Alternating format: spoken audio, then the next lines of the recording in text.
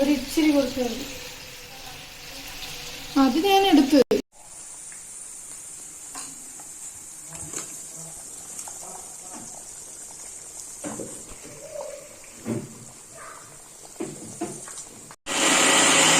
Chicken chukka, ഇത് Afghani chicken.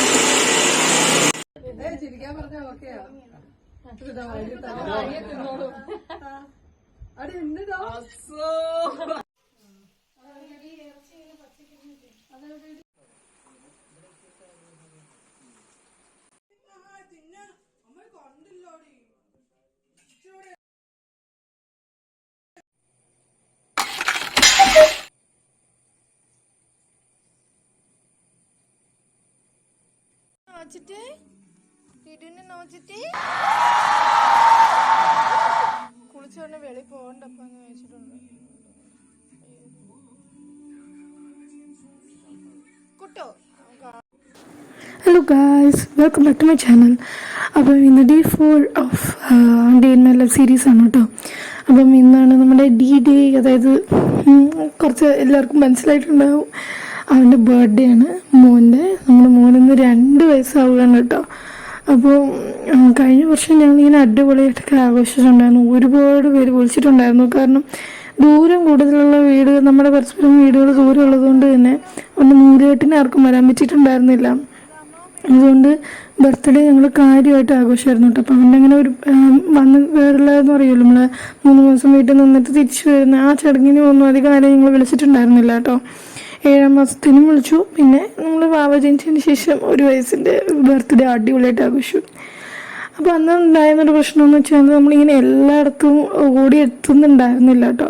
പിന്നെ first birthday special ആയതുകൊണ്ട് ഞങ്ങൾ ഒരുപാട് പേരെ ഇങ്ങ് വിളിച്ചു. അപ്പോൾ സെക്കൻഡ് ബർത്ത്ഡേ കുറച്ച് ഇൻറ്റിമേറ്റ് ആക്കാം, തൊട്ടടുത്തുള്ളവരെയും പിന്നെ നമ്മുടെ ഫാമിലിയും മാത്രം ആക്കാം. കഴിഞ്ഞ വീഡിയോയിൽ നമ്മൾ എങ്ങനെയാണ് കണ്ടുമുട്ടി അങ്ങനത്തെ കാര്യങ്ങളായിരുന്നുണ്ടോ കഴിഞ്ഞ വീഡിയോയിൽ പറഞ്ഞിട്ടുണ്ടായിരുന്നു. അപ്പോൾ ഈ വീഡിയോയ്ക്ക് എത്തുന്ന വെച്ചാൽ കൂടുതൽ നിങ്ങൾ കാണുന്ന ഫസ്റ്റ് തന്നെ കണ്ടിട്ടുണ്ടാകും. കുറേ കുക്കിങ് അങ്ങനത്തെയൊക്കെ ആയിരുന്നുണ്ടായിരുന്നത്. ഞങ്ങൾ പ്രിപ്പയർ ചെയ്തിരുന്ന ഫുഡും ഞങ്ങളായിരുന്നു വീട്ടിൽ തന്നെയായിരുന്നു വെച്ചിട്ടുണ്ടായിരുന്നത്. ചിക്കൻ വിഭവങ്ങളും ഉണ്ടായിരുന്നു, പിന്നെ ബീഫ് വിഭവങ്ങളുണ്ടായിരുന്നു, അപ്പം ഉണ്ടായിരുന്നു, ഫ്രൈഡ് റൈസ് ഉണ്ടായിരുന്നു കേട്ടോ. അപ്പോൾ അങ്ങനെയാണ് നിങ്ങൾ വെച്ചിട്ടുണ്ടായിരുന്നു. കുറേ കാര്യങ്ങൾ വെച്ചിട്ടുള്ള കാര്യങ്ങളൊക്കെ ഞാൻ അങ്ങോട്ട് പോകെ പറയാം. അപ്പോൾ ഇവൻ്റെ ബർത്ത്ഡേ ഓഗസ്റ്റ് 16 വീഡിയോ വരുന്നത് കുറച്ച് ലേറ്റായിട്ടാണെന്ന് എനിക്കറിയാം.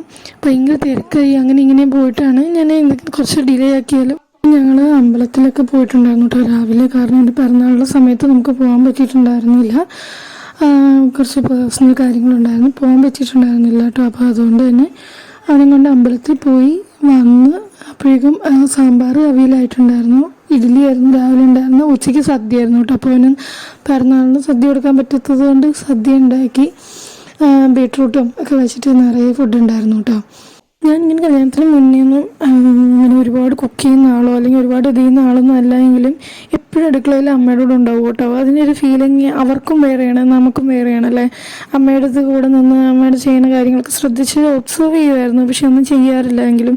അപ്പോൾ അമ്മയ്ക്ക് എപ്പോഴും വയ്യാതാവുകയൊക്കെ ആണെങ്കിൽ കൂടുതലും ഞാൻ തന്നെ ആയിരിക്കും കേട്ടോ കുക്ക് ചെയ്യുക. അല്ലെങ്കിൽ അച്ഛൻ അങ്ങനെ ഒരുപാടൊന്നും ഉണ്ടാക്കാൻ അറിയില്ല, പക്ഷേ അച്ഛൻ നമ്മൾ ഒരിടയ്ക്ക് ഇങ്ങനെ തനിയായിട്ടുള്ളൊരു സമയം ഉണ്ടായിരുന്നു. അതായത് അച്ഛനും ഞാനും അനിയനും മാത്രമായിരുന്ന സമയത്ത് അച്ഛൻ ഇഡ്ഡലിയൊക്കെ വെച്ച് കുക്ക് ചെയ്ത് ചോറൊക്കെ തിളപ്പിച്ച് അങ്ങനെയൊക്കെ ചെയ്യുമായിരുന്നു കേട്ടോ. അങ്ങനെ കുറേ ഭയങ്കരമായിട്ട് വയ്ക്കാനൊന്നും ആൾക്കറിയില്ല. അതുകൊണ്ട് തന്നെ കുറച്ച് നാൾ കഴിഞ്ഞപ്പോൾ തന്നെ ഇപ്പോൾ പക്ഷേ ആൾക്കും എനിക്ക് തോന്നുന്നു ആൾ പലയിടത്തും തനിയെ നിൽക്കാൻ തുടങ്ങിയതിന് ശേഷം അച്ഛൻ ഇപ്പോൾ അത് കുറച്ച് കാര്യങ്ങളൊക്കെ കുക്ക് ചെയ്യാൻ അറിയാം കേട്ടോ.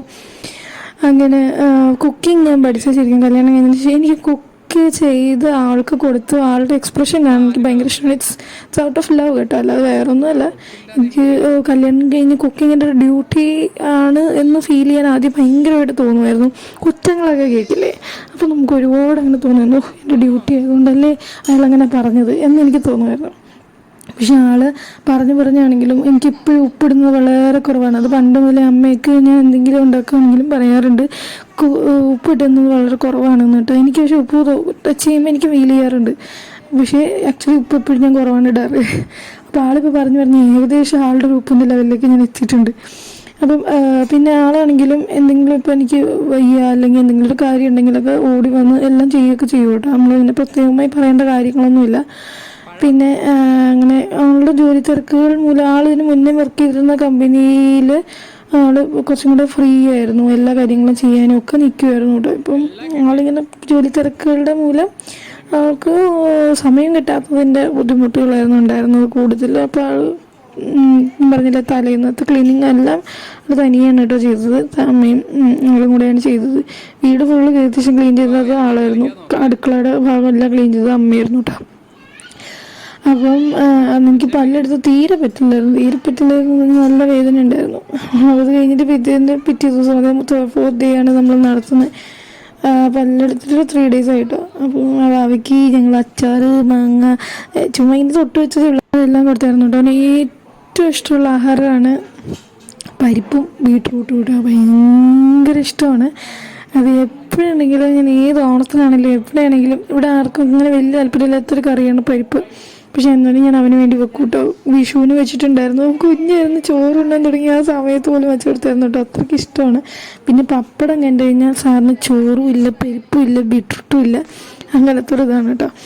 ഞാൻ കഴിഞ്ഞ വീഡിയോക്കകത്ത് ആളെ മീറ്റ് ചെയ്ത കാര്യവും ഹസ്ബൻഡിനെ മീറ്റ് ചെയ്ത കാര്യവും എൻ്റെ ജോലിയുടെ കാര്യങ്ങളൊക്കെ പറഞ്ഞിട്ടുണ്ടായിരുന്നു. ജോലിയുടെ കംപ്ലീറ്റ് ഡീറ്റെയിൽസ് ഒന്നും ഞാൻ പറഞ്ഞിട്ടില്ല. എന്നാൽ എങ്ങനെ കിട്ടി, എങ്ങനെ വരുന്നു എന്നുള്ള കാര്യങ്ങളൊക്കെ ജസ്റ്റ് ഇങ്ങനെ എനിക്ക് 7 വർഷത്തോളം പല പല പല റിജക്ഷൻസ്. ഞാൻ ബാങ്ക് എക്സാമൊക്കെ എഴുതുന്നത് ഒരു 30-40 ബാങ്ക് എക്സാമോളം ഞാൻ എഴുതിയിട്ടുണ്ട്.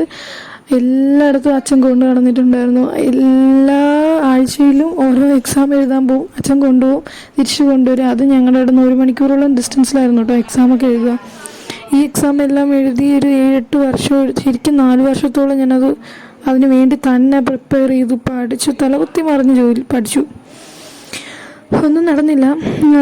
പക്ഷേ എനിക്കതിലിപ്പോൾ അന്നും എനിക്ക് ഭയങ്കരമായിട്ട് റിഗ്രറ്റ് ആവുമായിരുന്നു കേട്ടോ. പക്ഷേ ഞാൻ ഇപ്പോൾ അതിൽ നിന്ന് പഠിച്ചൊരു കാര്യം എന്ന് പറഞ്ഞാൽ നമ്മൾ റിജക്ഷൻസ് എപ്പോഴും ഫേസ് ചെയ്യും. എൻ്റെ അതിനകത്ത് നിന്ന് ഏറ്റവും ഇതായിട്ട് ഞാൻ പഠിച്ചത് കറണ്ട് അഫയേഴ്സ് എന്നുള്ളൊരു സംഭവം എനിക്കറിയാത്ത ഞാൻ 10 കൊല്ലം മുന്നത്തെ കറണ്ട് അഫയേഴ്സ് തൊട്ട് ഇപ്പോഴത്തെ കറണ്ട് അഫയേഴ്സ് വരെ പഠിക്കാൻ തുടങ്ങി. എനിക്ക് അതിലൊരു ഇൻട്രസ്റ്റ് ഞാൻ തനിയെ ക്രിയേറ്റ് ചെയ്തെടുത്തു. അച്ഛനും അമ്മയൊക്കെ കൊണ്ട് പറയും, ഇടി വാർത്ത കാണും എവിടെ വാർത്ത അങ്ങനത്തെ നമുക്ക് വീഡിയോ, നമുക്ക് വേറെ എന്തെല്ലാം കാര്യങ്ങൾ കാണാൻ കിടക്കുന്നു, സിനിമ കാണാൻ കിടക്കുന്നു, അത് കാണാൻ കിടക്കുന്നു എന്നുള്ളൊരു ഇതുണ്ടായിരുന്നു. അപ്പോൾ അതൊക്കെ മാറി ഒരു മെച്യൂരിറ്റി എന്നൊരു സംഭവം കുറച്ചെങ്കിലും എനിക്ക് വരാൻ തുടങ്ങിയത് ഈ ബാങ്ക് കോച്ചിങ്ങിന് ഒരു 4 വർഷം ഞാൻ കഷ്ടപ്പെട്ടപ്പോഴാട്ടോ. ഞാൻ എന്തെങ്കിലും ഒരു കാര്യം അതിയായി ആഗ്രഹിച്ചിട്ടുണ്ടെങ്കിലുള്ളതിൽ ഒരു കാര്യമായിരുന്നു അത്, ഒരു ബാങ്കിൽ ജോലി കിട്ടുക. അത് എനിക്ക് തോന്നുന്നു അച്ഛനാണ് എൻ്റെ ഇൻസ്പിറേഷൻ എപ്പോഴും. ഇപ്പം നമുക്കൊക്കെ അച്ഛന്മാർ ഒരു റോൾ മോഡലായിരിക്കും എന്നൊക്കെ പറയാറില്ലേ. ഞാൻ ഇതിന് മുന്നേ ഒരു വീഡിയോ ഇട്ടിട്ടുണ്ട് എൻ്റെ അച്ഛനെ പറ്റി. അപ്പം അച്ഛൻ എയർഫോഴ്സിലായിരുന്നതിൻ്റെ ഒരു ഇതിൽ ഞാൻ എപ്പോഴും എൻ്റെ ഭയങ്കര ഇതായിരുന്നു എയർഫോഴ്സിൽ പൈലറ്റ് ആവുക എന്നുള്ള. അച്ഛൻ പൈലറ്റ് അല്ലായിരുന്നു, പക്ഷെ അച്ഛൻ്റെ യൂണിഫോം ഇട്ട് എനിക്ക് എയർഫോഴ്സിൽ ഇതാവാൻ ഭയങ്കര ഇഷ്ടമായിരുന്നു.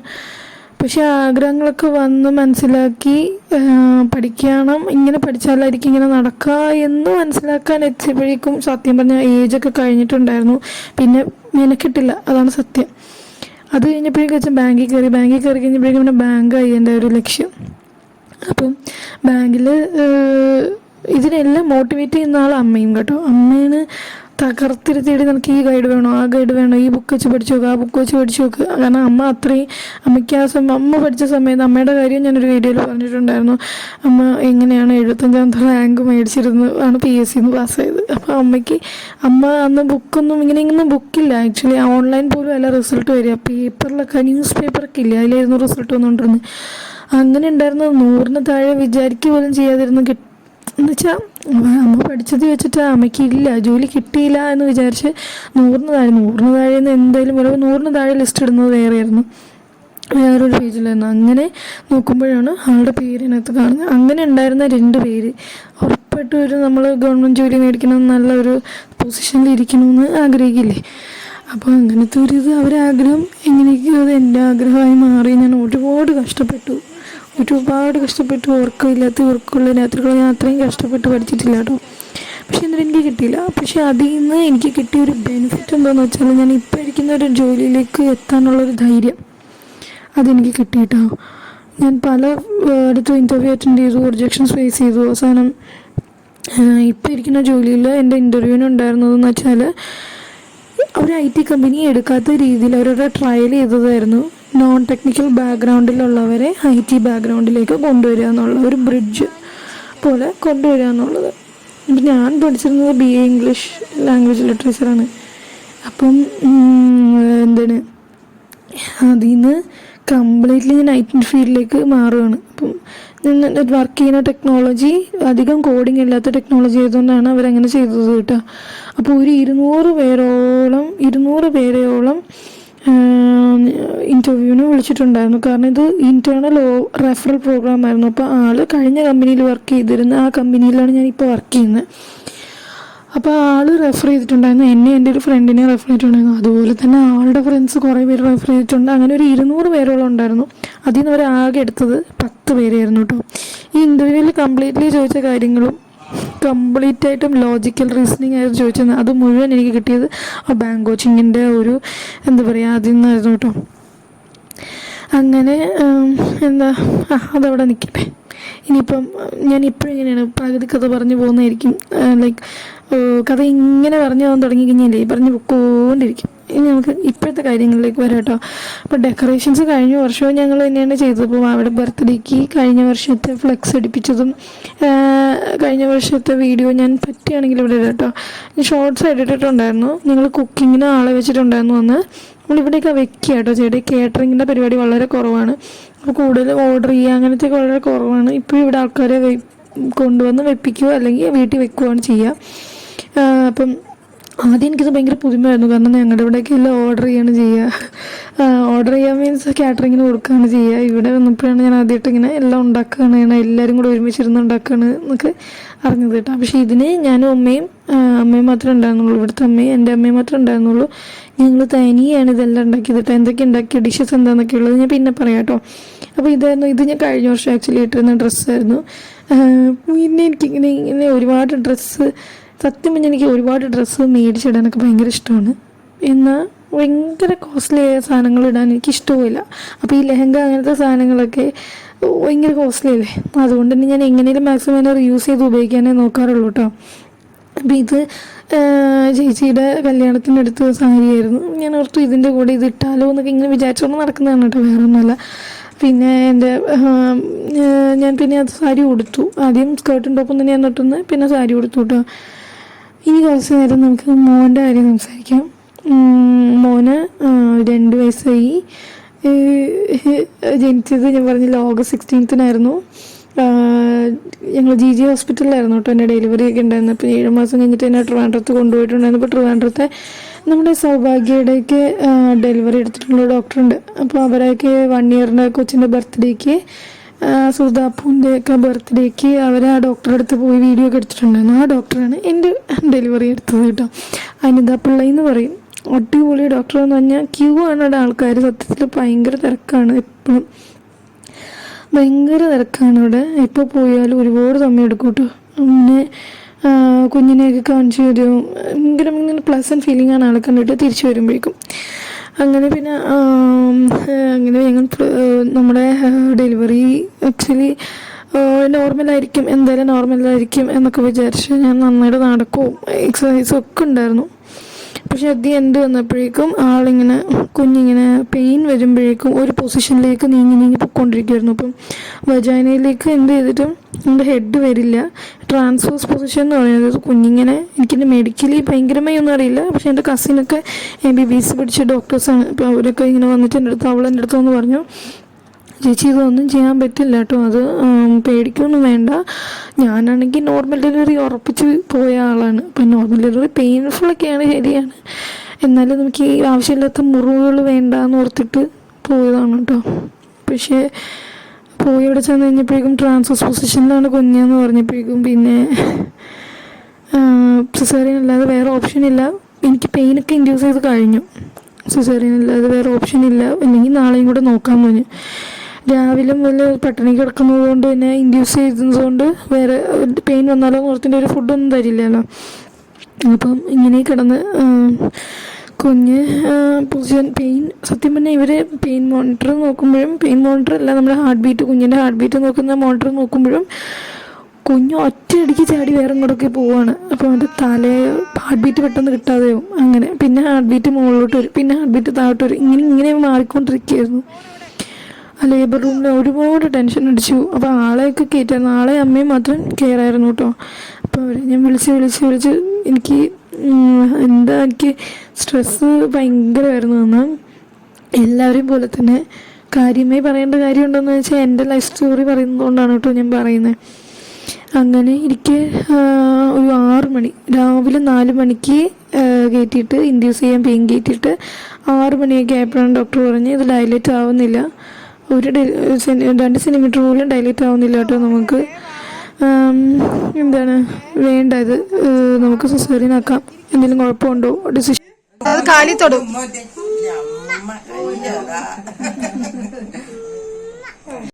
അങ്ങനെ ഡിസിഷൻ എടുക്കാനായിട്ട് പെട്ടെന്ന് എനിക്ക് വീഡിയോ വന്നപ്പോൾ അവൻ ഇതുപോലെയാണ് കുഞ്ഞുങ്ങളുടെ അടുത്ത് ഭയങ്കര ഉമ്മപ്പാണ് കേട്ടോ, ഭയങ്കര ഇഷ്ടമാണ് കുഞ്ഞുങ്ങളെ. അപ്പം നമുക്ക് കഥ ബാക്കി പറയാം കേട്ടോ. അപ്പം അങ്ങനെ സിസേറിയൻ ആക്കി ഡെലിവറി ചെയ്തു. 6/2 മോൻ ജനിക്കുന്നത്. എടുത്ത പാടെ തന്നെ ഡോക്ടർ പറഞ്ഞു അനുപമ ഇറ്റ്സ് എ ബോയ് എന്ന് പറഞ്ഞു കേട്ടോ. എന്നിട്ട് എൻ്റെ അടുത്ത് കൊണ്ടുവന്നു. ഇങ്ങനെ കണ്ണൊക്കെ ചിമ്മി എന്ന് സിസേറിയൻ്റെ ഒരു ബോധമില്ലായ്മയിലായതുകൊണ്ട് പകുതി കാര്യങ്ങൾ എനിക്കിങ്ങനെ ഏതോ ഒരു മായാലോകത്തെ പോലെയായിരുന്നു. അത് കഴിഞ്ഞിട്ട് കുഞ്ഞിനെ എൻ്റെ അടുത്ത് കൊണ്ടുവന്ന് അവൻ എന്നെ കണ്ണ് ചിമ്മുന്നത് നല്ല ഓർമ്മയുണ്ട്. അത് കഴിഞ്ഞിട്ട് ഞാൻ നല്ല ഉറക്കമായിരുന്നു. പിന്നെ രാത്രി 1 മണി എന്തോന്നോ ആയപ്പോഴാണ് അവരെല്ലാവരെയും കുഞ്ഞിനെ കാണിച്ചു കേട്ടോ, അവരെല്ലാവരെയും കാണിച്ചു.